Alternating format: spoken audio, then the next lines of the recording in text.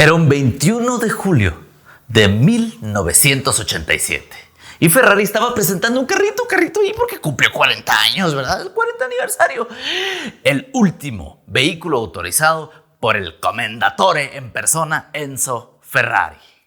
Estamos hablando del Ferrari F40 y hoy te voy a contar su historia. Yo soy Juancho Carbono y estás en Autoteca.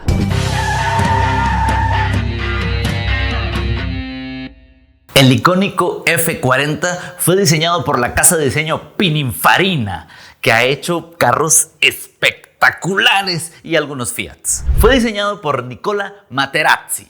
Él fue el diseñador del original 288 GTO, un carro de competición de Ferrari que nunca usaron, la verdad, y que si lo ves se parece muchísimo a lo que se convirtió después en el F40.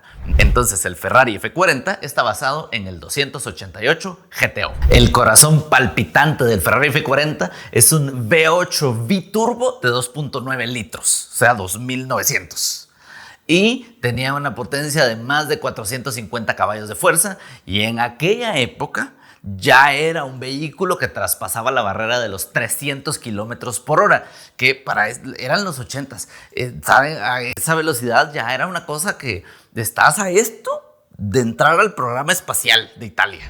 Ahora, si yo fuera Enzo Ferrari, yo le diría a la gente, quiero que sea liviano. Bueno, si fuera Enzo Ferrari en esa época yo hubiera dicho, quiero que sea liviano, porque ya estaba viejito el señor.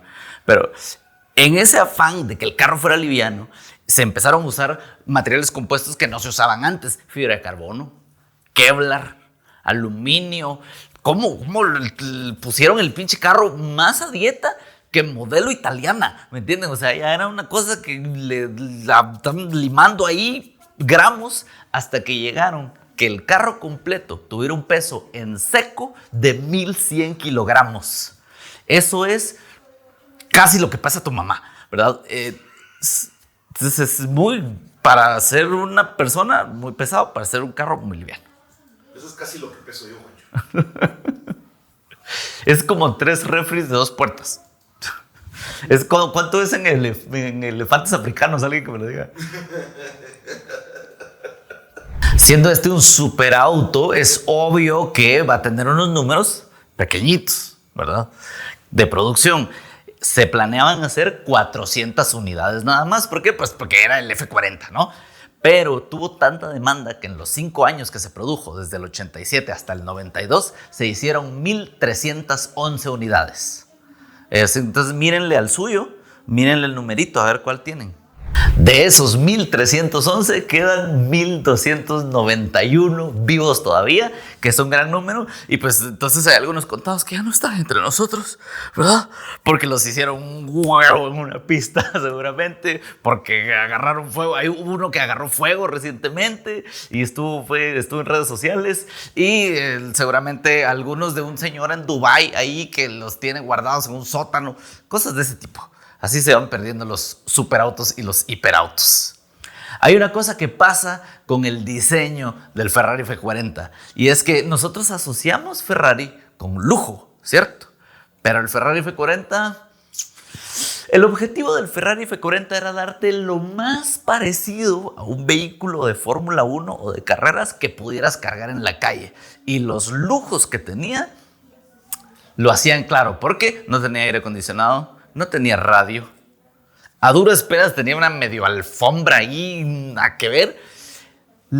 Para abrir la puerta, no tenías una manecilla como te ves en tu carro normal. Era un pedazo de cable ahí que corre y jalas el cable y ya se abre la puerta y ya abrís, ya te salís. Pero en general es un carro de carreras, como dicen los gringos, bare bones. O sea, no tiene ni madres. Entonces no tiene interiores, no tiene el soundproofing, ¿verdad? Nada que te quite así el ruido de la carretera. Pero ese era el encanto y era por eso que tenía las prestaciones que tenía.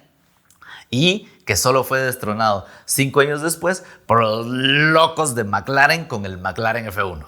De la misma manera que el carro no tenía lujos, tampoco tenía muchos aditamentos de seguridad. Hoy por hoy tu carro tiene frenos ABS y ABS no que a veces frena, a veces no. ABS de verdad, que sí te va a salvar la vida en una curva, o control de tracción para que tu carro no patine. El Ferrari F40 Nada de eso, papi.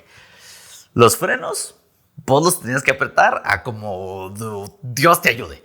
Además, no funcionaban los frenos a menos que los discos y pastillas ya estuvieran calientes. Pero si estaban demasiado calientes, entonces ya no funcionaban. Un carro de carrera, tenías que hacer el mismo management de temperatura que le toca hacer a un piloto de verdad. Además, tracción trasera, por supuesto, y un carro súper potente que si se te pasaba la manita un poco con el acelerador en una curva, podías dar vueltas como da vueltas tu tía Belinda cuando baila en los 15 años de la prima. Otra cosa que no tenía de aditamentos de seguridad, creo yo, es el carro tenía mucha potencia para su propio bien, o en general el bien de los dueños. Así que tenías que ser prácticamente un piloto de carreras profesional para poder subirte a ese cemental italiano. O sea, para poder montarte en Rocky, básicamente. En los años 80, en colaboración con Michelotto, se creó el Ferrari F40 LM. LM significaba Le Mans, porque ahí era donde querían correrlo. Y luego significó la mamada, porque ya no corrieron ahí. Y en cambio se lo llevaron a Estados Unidos a correr en el circuito de IMSA. Allí corrió hasta en el 89 aproximadamente, pero pues no tuvo tantos éxitos. Estuvo ahí en la competición, pero no tuvo un seguimiento por parte de Ferrari, tampoco siguieron desarrollándolo. Como que dijeron, no, pues ahí se los dejo y ustedes miren que ya les di un carro que quiere. Es un Ferrari, solo vamos a hacer 400, guiño, guiño. En realidad hicimos 1311, pero lo que quiero es que lo corran y que la gente mire el carro correr, porque yo quiero californianos de dinero que me compren mi carro, la gente del Hollywood que me compre mi carro, que supongo que es lo que quería que pasara, porque así funcionan o funcionaban las carreras antes, ya saben ustedes, ganar el domingo para vender el lunes. A principios de los años 90, Michelotto volvió a colaborar con Ferrari para crear el Ferrari F40 GTE, que supongo que significa Gran Turismo Enterprise, no sé, porque vuela esa madre. Y se lo llevaron a una serie global, el Gran Turismo Speciale. Pronunciación de italiano on point, ¿verdad? La gente que está en Italia y me ve, critíqueme en los comentarios, por favor. Y ese se lo llevaron a competir al BPR Global GT. Allí sí tuvo unas victorias en su categoría. Y luego, ya avanzados los 90, en 1995, finalmente Le Mans. Pero fue un F40 GTE el que fue a Le Mans. En 1995 la participación del Ferrari F40 GTE estuvo marcada o fue especial porque se lograron de los mejores resultados para ese vehículo y para Ferrari en esa época.